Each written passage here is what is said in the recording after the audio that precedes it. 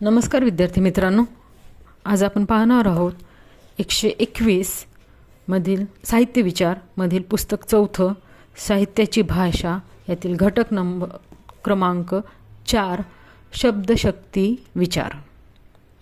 या घटकाचा अभ्यास केल्यानंतर आपल्याला शब्दांमधील शक्तींचे विश्लेषण करता येईल. संस्कृत साहित्यशास्त्रज्ञांनी केलेले शब्दशक्तीविषयीचे विवेचन आजमावून सांगता येईल. वाच्यार्थ व व्यंगार्थ यामधील फरक स्पष्ट करता येईल. पाश्चात्य साहित्यशास्त्रज्ञांच्या शब्दशक्तीविषयीचा विचार मांडता येईल. भारतीय व पाश्चात्य साहित्य विचारांमध्ये व्यंजना व शब्दशक्तीचे कोणते स्थान आहे यावर विवेचन करता येईल.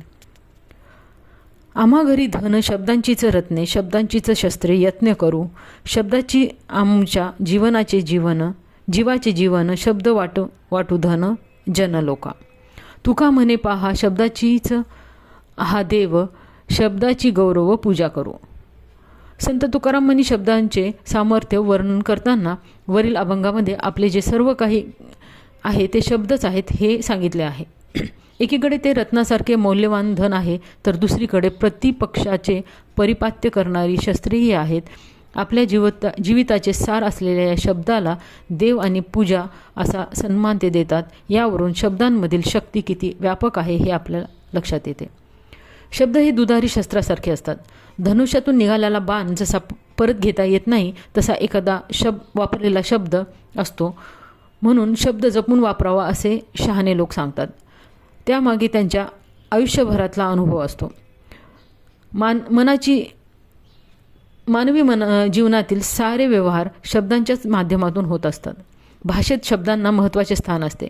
ते यामुळेच ज्यांना या वास्तवाची जाण असते ते शब्दांचा वापर मोठ्या कौशल्याने करतात.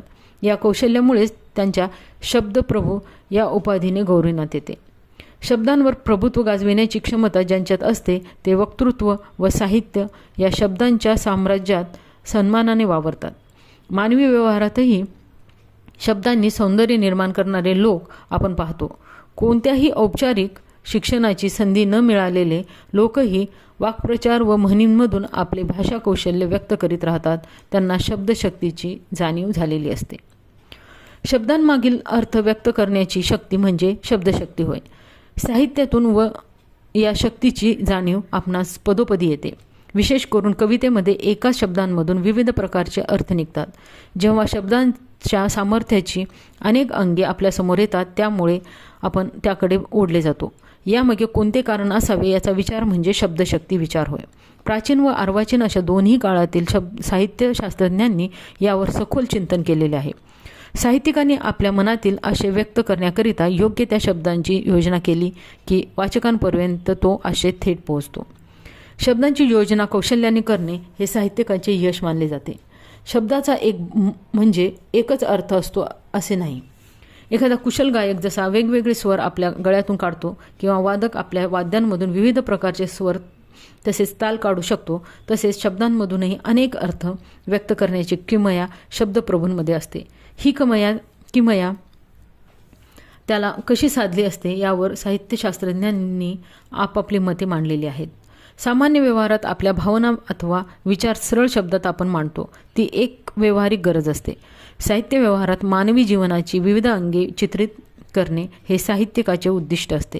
त्यात केवळ सरळपणे शब्दांचा वापर करणे आवश्यक नसते, तर शब्दांचा तिरकसपणे वापर करणे ही साहित्याची गरज होऊन बसते. अशा शब्दांच्या तिरकस किंवा वक्र वापराने शब्दांच्या सौंदर्याची जाणीव होऊन वाचक वर्ण्य विषयाशी समरस होतो. त्याच्या या समरसतेमागील कारणाचा विचार या ठिकाणी आपण करणार आहोत. शब्दाचे सामान्य व्यवहारातील ज्ञान व्यवहार भाषेत आपणास दिसून येते. शास्त्रीय भाषेत शब्दांचा काटेकोरपणे वापर केला जातो. साहित्याच्या भाषेत मात्र शब्दांचा जसा सरळपणे वापर केला जातो तसाच तिरकसपणेही वापर होतो.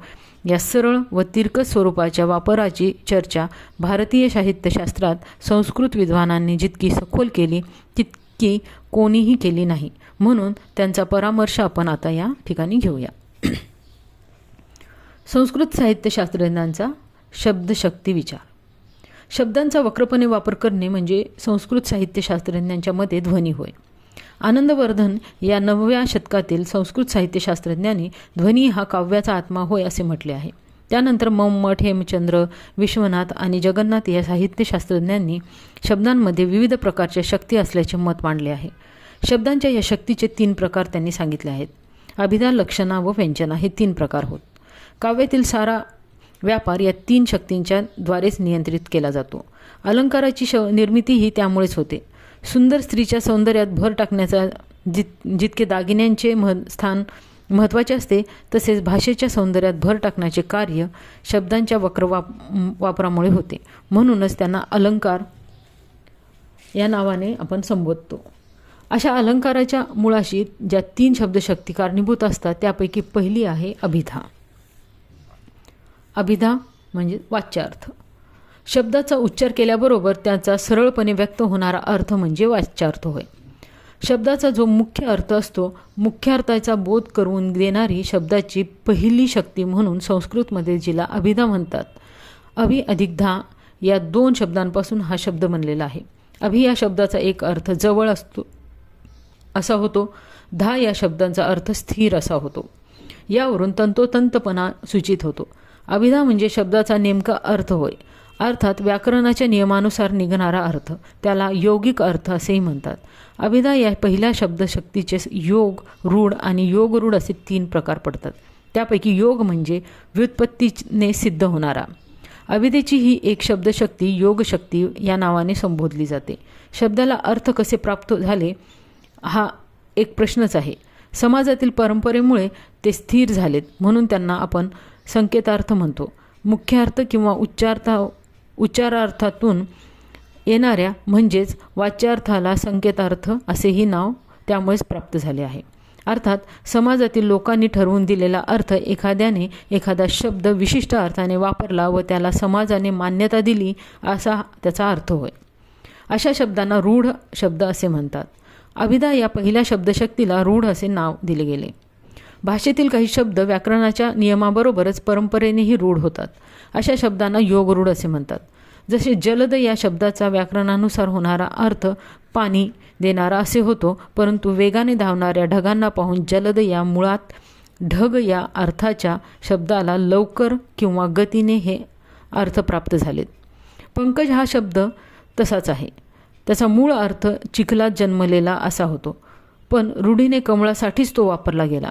असे अनेक योगरूढ शब्द आहेत ज्यात व्युत्पत्ती अर्थात व्याकरणाचे नियम असतात, पण परंपरेने त्यांना विशिष्ट अर्थ प्राप्त होतो. शब्दांना असलेल्या विशिष्ट अर्थातून बरेचदा असा व्याकरणाने प्राप्त झालेला अर्थ नसतो. झाड या शब्दांच्या उच्चाराने आपणासमोर विशिष्ट प्रकारची आकृती उभी राहते, परंतु त्या आकृतीचे वर्णन करणारा अर्थ झाड या शब्दांमधून व्यक्त होत नाही. तसेच नदी, डोंगर, आकाश इत्यादी शब्दांचे आहेत. परंपरेने प्रचलित शब्द समाजाच्या मूकसंमतीनेच प्रचारात आलेले असतात. समाजाची ही मूकसंमती म्हणजे अभिधा होय. काही शब्दांना विशिष्ट कारणांनी विशिष्ट अर्थ प्राप्त होतो. जसे हत्ती हा शब्द उच्चारताच आपल्यासमोर खांबासारख्या पायांचा, सुपा एवढ्या कानांचा, नागासारख्या सोंडेचा भव्य प्राणी असा अर्थ येतो. पण तो हत्ती या शब्दाचा यौगिक अर्थ नसतो, तर रूढ अर्थ असतो. हा रूढ होण्यामागील कारणंही मोठी मजेशीर आहेत. ते सांगताना डॉक्टर म के ढवळीकर म्हणतात, आर्य बाहेरून भारतात आले असे मानणाऱ्या विद्वान मंडळींचे असे मत आहे की त्यांना हत्ती हा प्राणी माहीत नव्हता.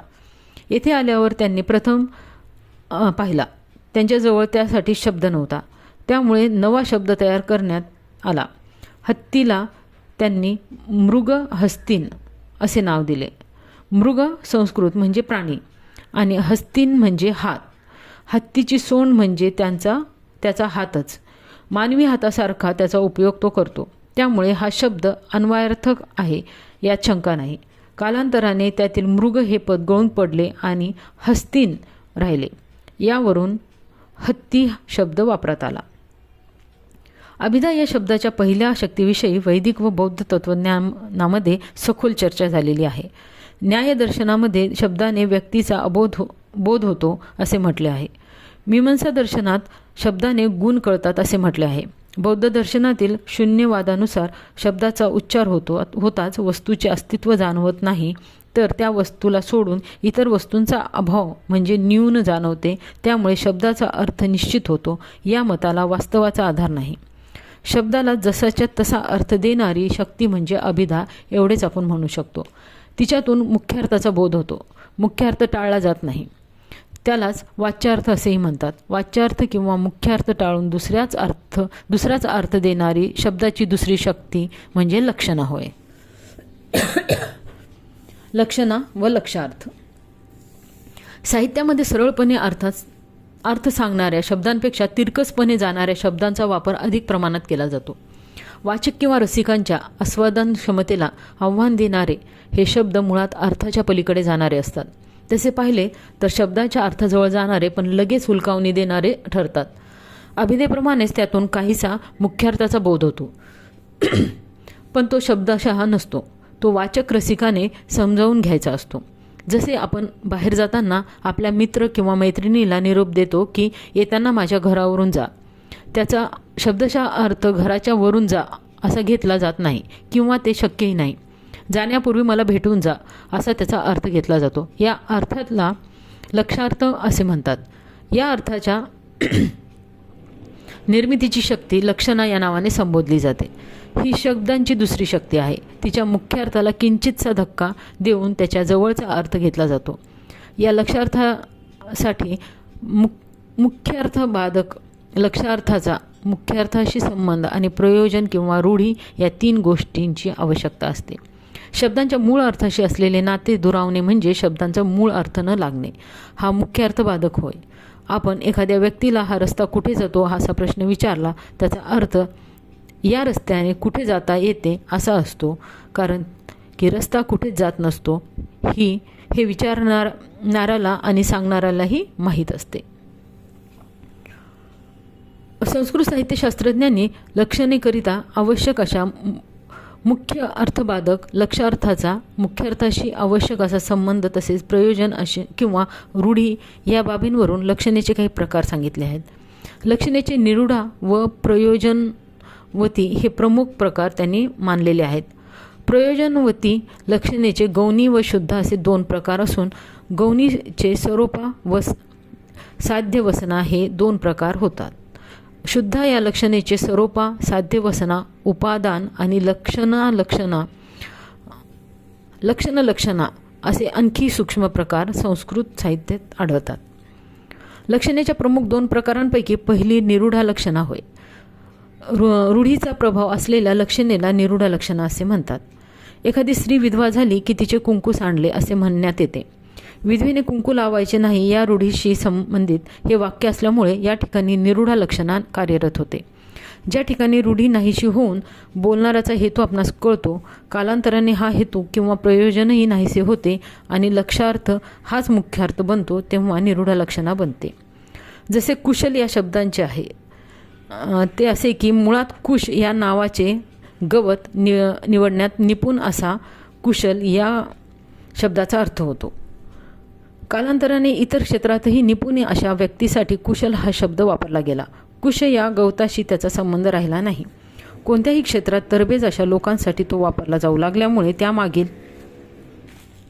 लक्षार्थ मागे पडला. रूढीमुळे असे घडले.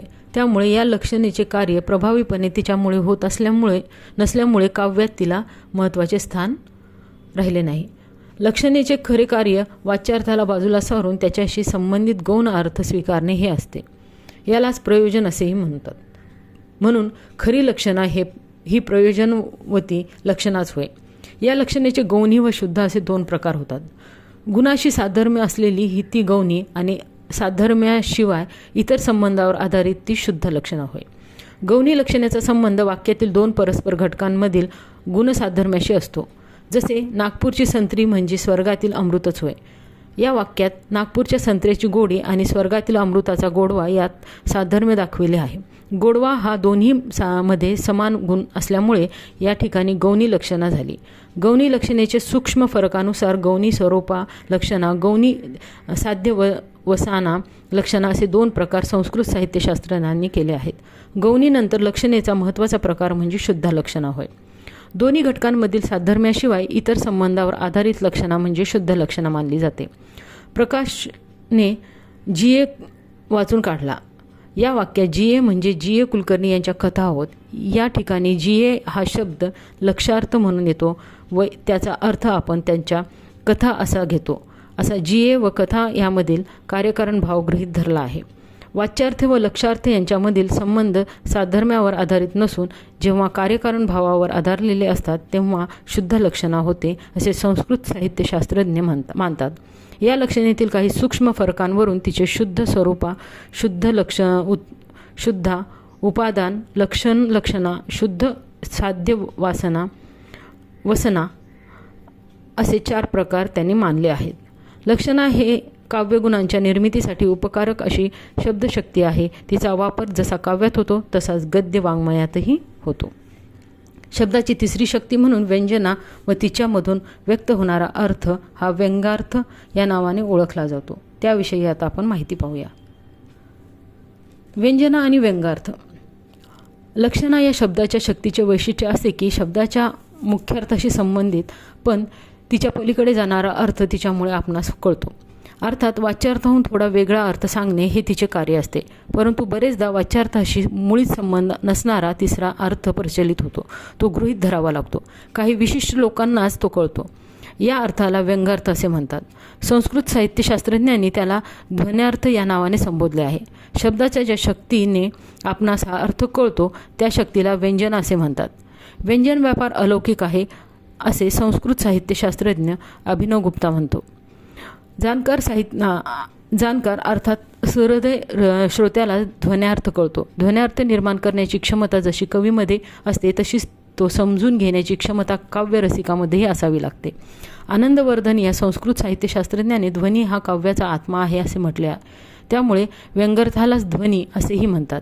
आपल्या काव्यामध्ये ध्वनीत होणारा शब्दार्थ वक्रोक्ती, अलंकार, गुण यांच्याद्वारे कवी व्यक्त करतो. त्यातून रसनिष्पत्ती होते. त्यामुळेच रसाला काव्याचा आत्मा म्हटले गेले आहे.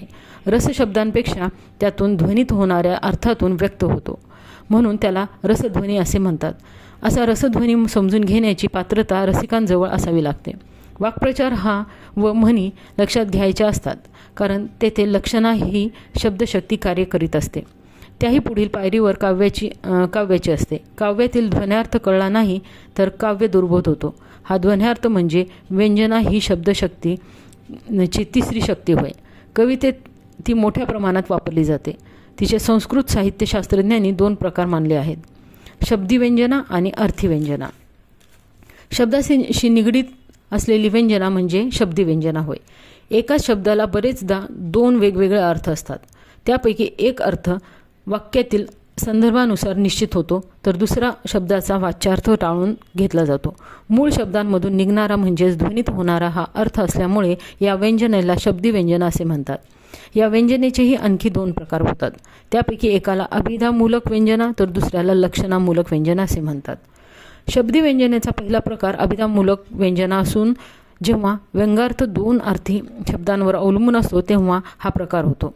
संस्कृतमधील कर या शब्दाच्या हात, हत्तीची सोंड, सूर्याची किरणे इत्यादी अर्थ होतात. त्याचप्रमाणे हरी हा शब्द जसा विष्णू या अर्थाचा आहे तसाच त्याचा अर्थ सिंह असाही होतो. स्मृती म्हणजे आठवण आणि प्राचीन धार्मिक कायद्याचे ग्रंथ असेही 2 अर्थ असलेले अनेक शब्द आहेत.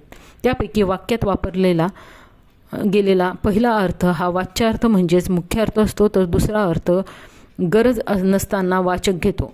दोन्ही अर्थ लक्षात येणाऱ्या वाचकाला त्यापासून आनंद मिळतो.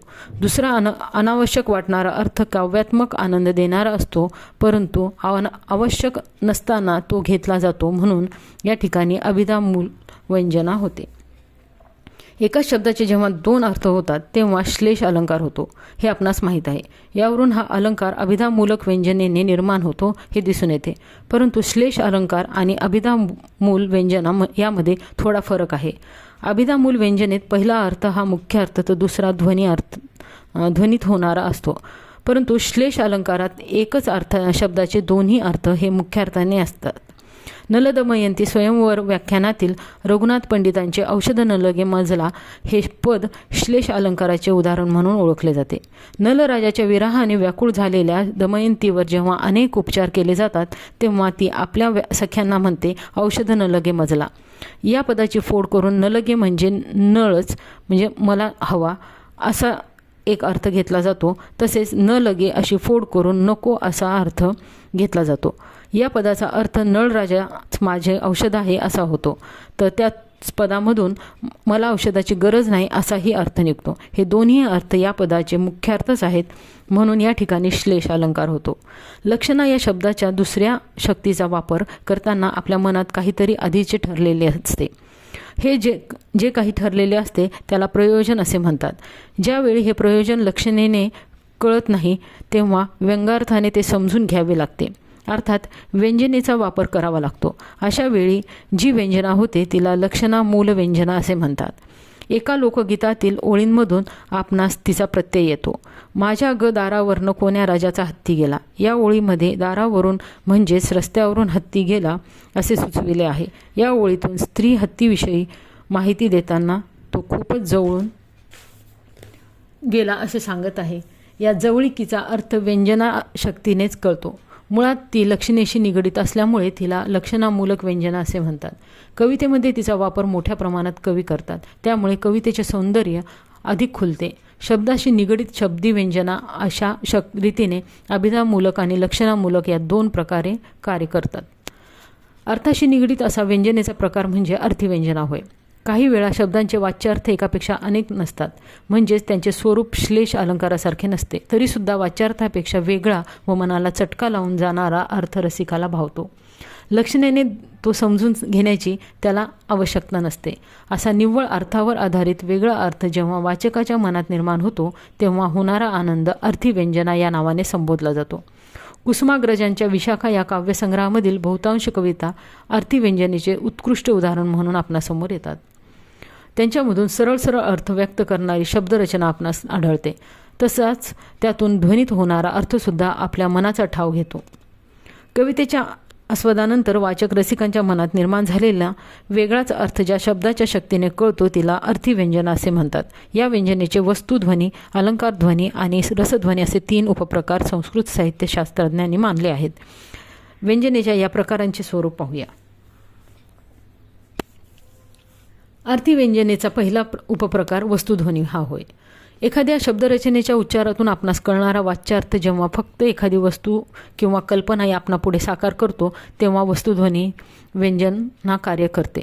आपल्या आयुष्याच्या अनेक टप्प्यांवर अशा अनेक शब्दरचना आणि आपण अनुभवत असतो. त्यापैकी एक म्हणजे घंटा झाली. शाळेत शिकत असताना या शब्दप्रयोगाने आपणास 2 प्रकारचे अनुभव येतात.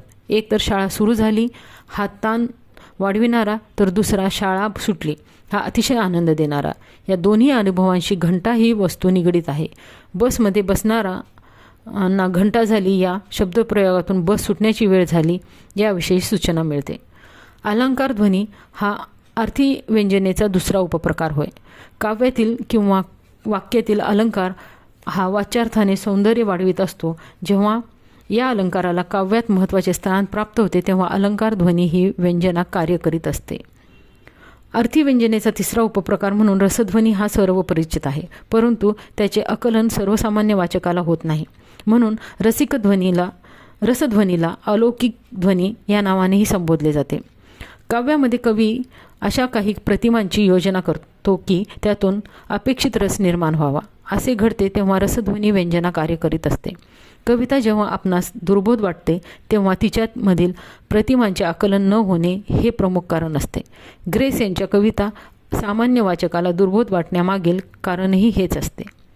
साध्या शब्दांची रचनासुद्धा आपल्याला आकलन शक्तीला आव्हान देतात. अभिधा व लक्षणा या शब्दांच्या दोन्ही शक्तींपेक्षा साहित्यात व्यंजनेचे महत्त्व अधिक आहे, कारण की ती या दोन्ही शक्तींवर आपली हुकूमत गाजवीत असते. कवी व रसिक यांच्यातील नाते तिच्यामुळे दृढ होते. त्यामुळे संस्कृत साहित्यशास्त्रकारांनी तिचे प्रकार व उपप्रकार अधिक काटेकोरपणे केलेले आहेत. व्यंजनेच्या 2 प्रकारांमध्ये शब्दी व्यंजनेपेक्षा अर्थी व्यंजना अधिक महत्त्वाची त्यांनी मानली. त्याबरोबरच अर्थीव्यंजनेतील वस्तुध्वनी आणि अलंकारध्वनीपेक्षा रसध्वनी हा व्यंजनेचा प्रकार अतिशय महत्त्वाचा मानला. या व्यंजनेत जी सूचकता असते तशी इतर 2 व्यंजनांमध्ये नसते. साहित्यात सूचकतेला अतिशय महत्त्वाचे स्थान आहे.